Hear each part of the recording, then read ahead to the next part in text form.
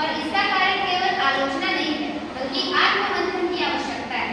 साथियों, जब एक देश में किसान आत्महत्या कर रहा हो, बेरोजगार युवा सड़कों पर भटक रहे हो और स्वास्थ्य शिक्षा जैसी मूलभूत जरूरतें संघर्ष मांग रही हो, तो क्या ऐसे समय में बड़े बड़े आयोजनों और सम्मानों पर खर्च करना सही है?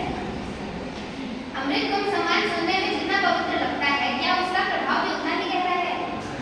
या फिर यह भी एक और मंच है जहां वही चेहरे सम्मानित होते हैं जो पहले से ही समाज के कैमरे में मौजूद हैं? आखिर किस आधार पर यह सम्मान दिए जा रहे हैं? क्या इसकी पारदर्शिता है? क्या गांव, कस्बों और गुमनाम सेवकों को खोजा गया, या फिर यह बस एक और इवेंट बनकर रह गया? कई बार ये सम्मान राजनीति, प्रचार और दिखावे का माध्यम बन जाते हैं। हमें यह नहीं भूलना चाहिए कि सम्मान की सार्थकता तब तक है जब वह वास्तव में कर्मशील और निष्कलंक लोगों को दिया जाए, न कि पहचान वालों को। मैं यह नहीं कह रही कि संस्कृति या सेवा को सम्मानित न किया जाए। मैं यह कह रही हूँ कि सम्मान वास्तविकता में जुड़ा हो, न कि आयोजनों की चकाचौंध से। इसलिए अमृत कुंभ सम्मान जैसी पहलों पर बुलंद सोचने की जरूरत है, ताकि सम्मान ग्लैमर नहीं, गौरव बन जाए। प्रधानाचार्य तथा मेरे सभी गुरु, मेरा नाम आलोक कुमार पाठक है। मैं कक्षा 10वीं का एक छात्र हूँ और मैं सभी के समक्ष एक बहुत ही महत्वपूर्ण विषय अमृत कुंभ स्नान के विषय में बोलने के लिए प्रस्तुत हूँ।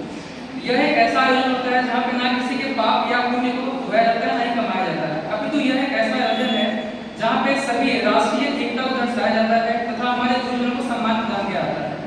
यहाँ पे कोई आगे नहा ले या स्नान कर ले तो उससे उसका पाप नहीं धुल जाता है, बल्कि उसे एक ऐसा आराधना है, बल्कि वहाँ पे एक ऐसी आराधना है कि अगर आप वहाँ पे आते हैं तो आपके मन को शांति तथा शुद्धता प्राप्त होती है।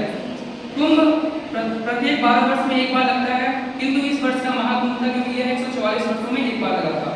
महाकुंभ अनेक जगहों पर आयोजित होते हैं, जैसे कि प्रयागराज, काशी, हरिद्वार तथा उज्जैन, किंतु इस वर्ष प्रयागराज में हुआ था। इस आयोजन का एक बहुत ही मुख्य कारण होता है कि हमारे देश में विदेशी पर्यटकों को लाना और उनको भारतीय संस्कृति के विषय में ज्ञान देना।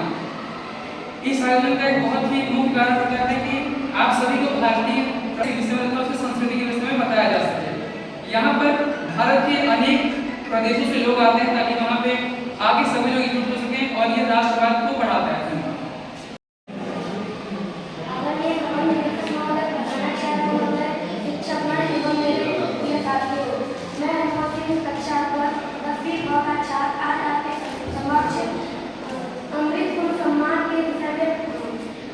अपनी बातें व्यक्त करने जा रहा हूँ।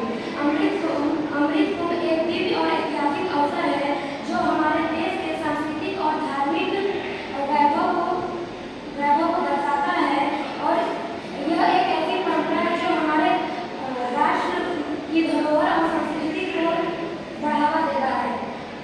अमृत की 4 कुंभें अलग अलग जगहों पर प्रयागराज, नासिक, उज्जैन और हरिद्वार में गिनी थी, जहाँ पर कुंभ मनाया जाता है।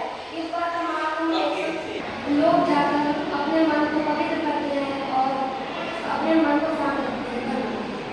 प्रधानाचार्य एवं देवतुल्य सर्व शिक्षकगण एवं मेरे प्यारे छात्र, आज मैं आप सभी के समक्ष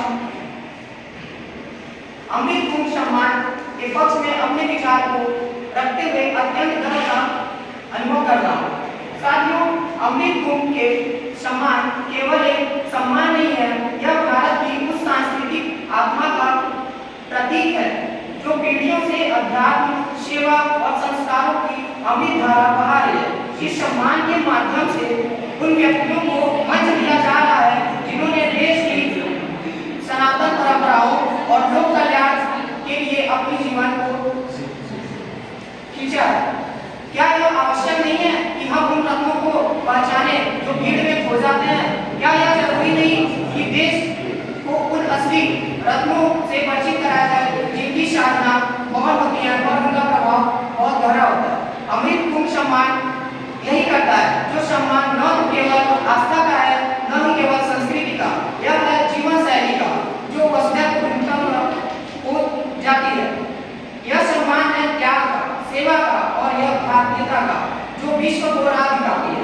तो आइए हम सब इस महान महल का स्वागत करें और गर्व से कहें, जहाँ संस्कृति का सम्मान होता है वहीं से नवयुग की निर्माण होता है। धन्यवाद। जय हिंद। आदरणीय प्रबंधक निदेशक, प्रबंधक प्रधानाचार्य महोदय एवं मेरे सभी शिक्षक, मैं आज कक्षा 10वीं की छात्रा के समक्ष महाकुंभ के विपक्ष में कुछ प्रस्तुत करना चाहती हूँ। मेरा मानना है क्या ये महाकुंभ वास्तव में सार्थक है? क्या महाकुंभ में नहाने से हमारे पाप धुल जाएंगे?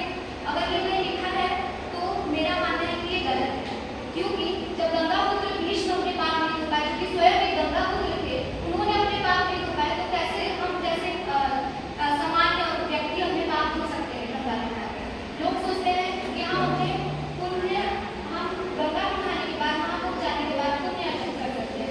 लेकिन मेरा मानना है कि आपके मन में अगर बुराई भरी है, आप बुरे हैं, आप गंदे गंदे काम कर रहे हैं, पाप कर रहे हैं, तो आप गंगा में नहाने से कैसे पुण्य कमा सकते हैं? कैसे आपके पाप धो सकते हैं? इसीलिए मैं ये नहीं मानती कि अभी जो महाकुंभ हुआ था 144 साल के बाद हुआ था, उस महाकुंभ में कई लोग जा रहे थे ये सोच के कि अगर हम गंगा में नहा लेते हैं तो हमारे पास